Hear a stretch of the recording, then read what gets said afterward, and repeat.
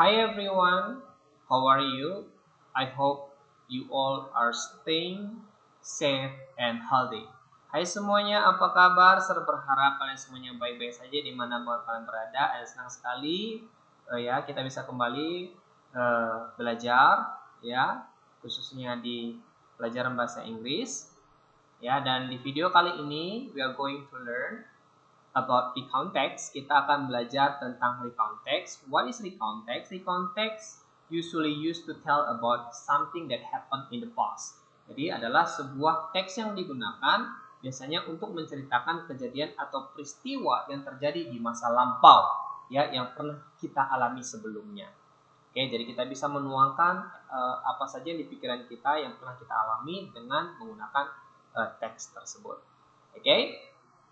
Baik, kita langsung saja bahas lebih dalam tentang recount text tersebut. So, there are 4 types of recount text. First is personal pronoun, the second is imaginative, factual recount, and the last historical recount.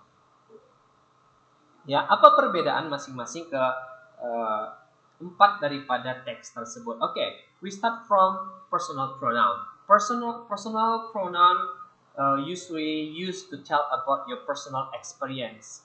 For example, you can write about your vacation or your holiday, yeah, or you can tell about something that happened in the past, ya. Kamu bisa menceritakan sesuatu yang terjadi di masa lampau tentang diri kamu sendiri, ya. Biasanya itu bentuk pengalaman seperti kamu liburan, ya. Maka kita menceritakannya ini jenis personal recount, ya, yang menceritakan personal recount. Oke, imaginative, ya, is about your imagination, berupa imajinasi kamu. Bayangkan ketika kamu menonton sebuah film, ya, when you watch a movie and after watching you imagine, ya, something about yourself and that movie. Kamu membayangkan sesuatu tentang diri kamu dan film itu. Kamu bisa membayangkan bahwa kamu ada di dalam karakter film itu dan kamu bisa ceritakan kembali dan membayangkannya bahwa seakan-akan itu adalah kamu. Itu adalah imaginative. Okay, and then factual recount.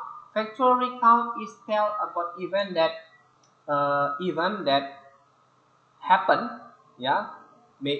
It can be real, ya, menceritakan sesuatu yang bisa nyata, bisa kita lihat. Contohnya when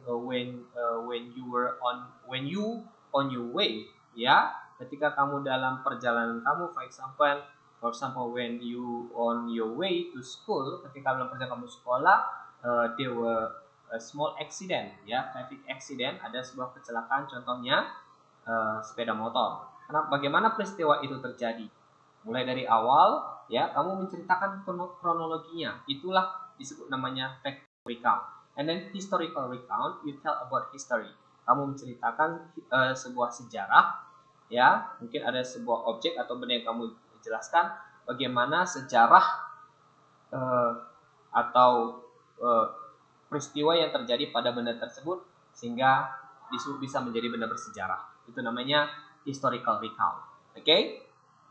Selanjutnya ini adalah generic structure. Generic structure recount text ini atau perangkap susunan pembuatannya. Yang bagian pertama adalah orientation atau disebut namanya adalah introduction of the topic. Topik, ya. Jadi bagian orientation ini di mana bagian pendahuluan ini adalah tahap pengenalan. Yang dibahas di dalamnya adalah apa saja yang terlibat dalam cerita, ya. Apa yang terjadi, di mana tempatnya, ya, waktunya kapan. Oke, biasanya ini bagian awal. Kapan, di mana, apa yang terjadi, ya, dan waktunya kapan. Oke, and the second is sequence of eventnya ini adalah menceritakan bagian semua yang terjadi mulai dari awal, mulai dari hari pertama, hari kedua, hari ketiga, atau apa yang terjadi dari awal sampai akhir. Oke, ini biasanya disebut juga adalah bagian body-nya, ya, bagian body dalam teks kamu. And the third is reorientation, or we can say that is the conclusion, ya. Yeah, it's usually used to tell about your personal, to tell about your personal opinion about the topic Ya, jadi kamu bisa menggunakan ini untuk menceritakan, menuangkan pikiran kamu tentang topik itu.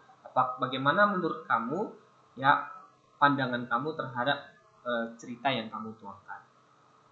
Oke, selanjutnya language feature of generic structure, atau ciri-ciri khususnya. Yang pertama ini use, ya, biasanya menggunakan use simple past tense or past continuous tense, menggunakan tenses masa lampau, ya, atau past tense yang kita sebut past, ya, past tense atau past continuous tense. Yang kedua adalah dengan menggunakan yang tadi, yaitu menggunakan kata first, second, third, finally, then, dan seterusnya.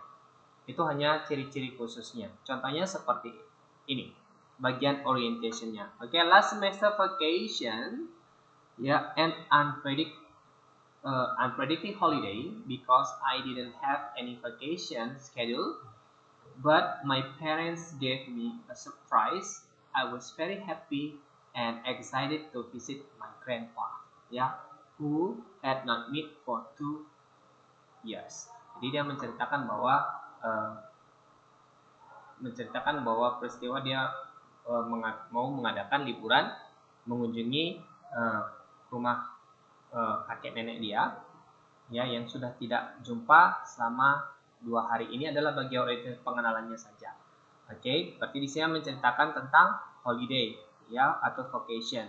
Masuk ke dalam peristiwa, apa yang terjadi, ya, eventnya bagaimana. I prepare everything, ya, everything need to go on vacation.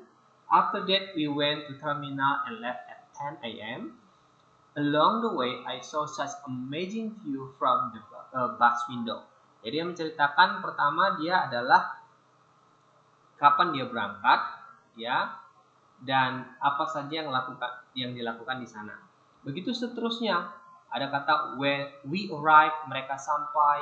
Kemudian dijelaskan seperti yang saya bilang tadi, the first day kamu bisa baca, ya, the first day there, ngapain dia di sana, the second day ngapain, ya, and the holiday, kapan holiday-nya berakhir, the holiday was over, ya.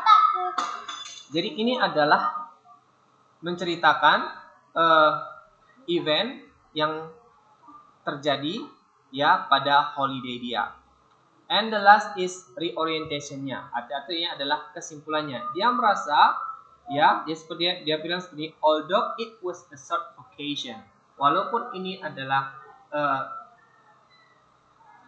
liburan yang singkat, it was a memorable holiday for me, ya. I got a lot of experience there. Jadi dia memiliki banyak pengalaman di sana. Itu adalah menurut dia bagian kesimpulannya. Berarti menurut dia adalah liburan dia adalah sangat menarik, ya, dan dia mendapatkan banyak sekali pengalaman dari hasil liburan dia pergi ke rumah kakek dan neneknya dia. Oke, tugas kamu adalah kamu boleh pilih satu. Kamu boleh menuliskan recount text. Pilih salah satu dari keempat jenis tadi. Kamu bisa menulis tentang your experience, ya. Yang pertama, tulis your experience dalam bentuk recount text. Yang kedua, kamu juga bisa dalam bentuk imagination, ya, your imagination, ya, imajinatif boleh, atau kamu bisa dengan factual tadi, atau ada sebuah peristiwa yang terjadi yang seperti sekarang ini adalah kita tahu adalah jatuhnya pesawat. Kamu bisa menceritakan berdasarkan dari berita yang kamu dapat, sehingga bagaimana peristiwanya itu terjadi, ya, itu juga salah satu bentuk daripada recount text.